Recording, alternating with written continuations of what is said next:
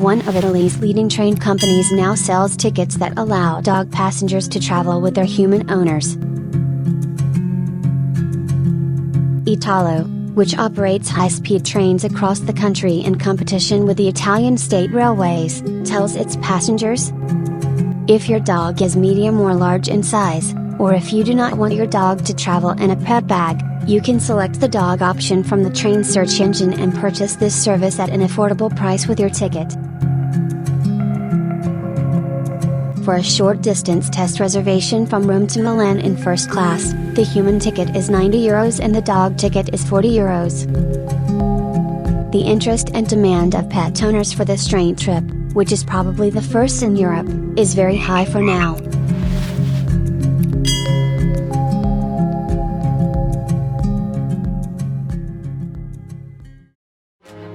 Please subscribe to our channel for more.